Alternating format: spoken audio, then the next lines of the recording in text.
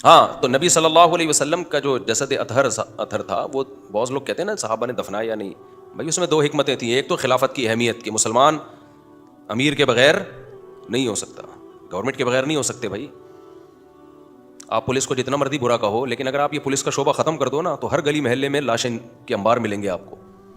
نہ ہونے سے ایک برا شعبہ ہونا بہرحال بہتر ہے، نہ ہونے سے بہتر ہے. ہاں ٹھیک کرنے کی کوشش ضرور کرو، اس کے ہم مخالف نہیں ہیں. اور ٹھیک کیسے ہوگا؟ دو طرح سے ٹھیک ہو سکتا ہے. ایک تو ان پولیس والوں کو سمجھاؤ محبت سے، ان کو ہدیے دو، پھر سمجھاؤ، پھر یہ بات سنیں گے آپ کی. دوسری بات یہ کہ آپ اچھے لوگوں کو محکمہ پولیس میں بھرتی کرو، آپ کے پاس راستہ کھلا ہوا ہے. لوگ کہتے ہیں کہ نہیں جی چند لوگوں کا اس پہ قبضہ ہے. بھائی کسی حد تک قبضہ ہے، کسی حد تک آزادی بھی ہے. یہی ہو سکتا ہے اور کچھ نہیں ہو سکتا. تو نبی صلی اللہ علیہ وسلم کے جو میت کو جنازے کو دیر سے دفنایا گیا، اس میں دو حکمتیں. ایک تو یہ خلافت، صحابہ نے کہا سب سے پہلے خلیفہ کا تعین ہوگا، یہ امت بغیر خلیفہ کے، بغیر حکومت کے نہیں رہے گی، حالانکہ وہ بہترین دور تھا، بہترین. دوسرا مسئلہ، اللہ اپنے حبیب صلی اللہ علیہ وسلم کا یہ معجزہ دنیا کو دکھانا چاہتے تھے کہ ایک ہفتہ آپ صلی اللہ علیہ وسلم کا جسد اطہر ساری دنیا نے دیکھ لیا کہ اس میں کوئی تغیر ذرہ برابر بھی نہیں ہے. میڈیکلی یہ پاسبل ہے کیا؟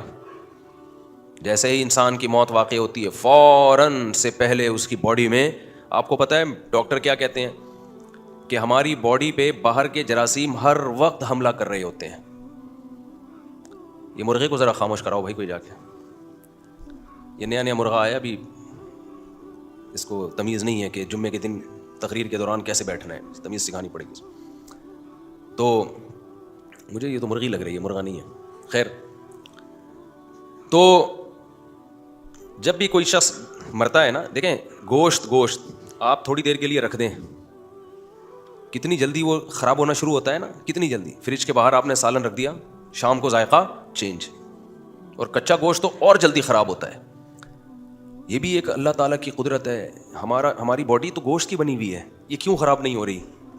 میں نے تھوڑا سا پڑھا ہے اس کو. ہر وقت باہر کے جراثیم ہمارے اس گوشت پہ حملہ کر رہے ہوتے ہیں، ہمیں سڑانے کے لیے، کھانے کے لیے. اندر کے جو جرمز ہیں نا ہمارے، جو ہماری باڈی کی حفاظت کے لیے اللہ نے پیدا کیے، وہ 24 گھنٹے بندوقوں اور توپوں سے ان پہ فائرنگ کر رہے ہوتے ہیں. یہ 24 گھنٹے کی جنگ ہے بارڈر کی، 24 گھنٹے.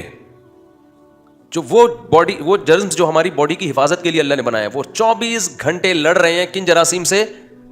جو ہماری باڈی کو خراب کرنے میں لگے ہوئے ہیں. ہر وقت کی جنگ ہے یہ، ہر وقت کی لڑائی ہے یہ.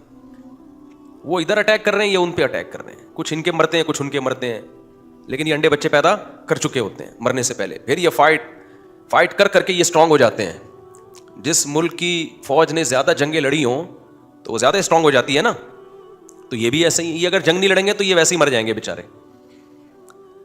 تو یہ لڑتے رہتے ہیں، ہر وقت لڑتے رہتے ہیں، ہر وقت لڑتے رہتے ہیں. ماں کے پیٹ میں یہ لڑنا شروع کرتے ہیں، اور موت کی آخری ہچکی تک ان کی فائٹ رہتی ہے. جیسے ہی آپ کی ڈیتھ ہوتی ہے تو یہ لڑنا چھوڑ دیتے ہیں.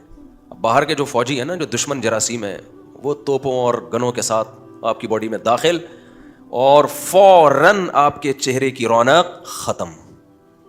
یہ میں رپورٹ نہیں پیش کر رہا میڈیکلی، یہ آپ کو یہ بتا رہا ہوں کہ یہ نیک ہو یا بندہ برا ہو، دونوں کے ساتھ یہ ہوتا ہے. سمجھتے ہو کہ نہیں سمجھتے؟ لہذا دونوں نے فوراً سڑنا شروع کر دینا. اس کا نمازی پرہیزگار ہونے سے یا شرابی اور زانی ہونے سے کوئی تعلق نہیں. ہاں کرامت کے طور پر اللہ کسی کی باڈی کو سلامت رکھیں، جیسے ہم نے بہت سے شہداء دیکھے ہیں 6 مہینے بھی جسم سلامت رہتا ہے، ان کے خون سے خوشبو آ رہی ہوتی ہے.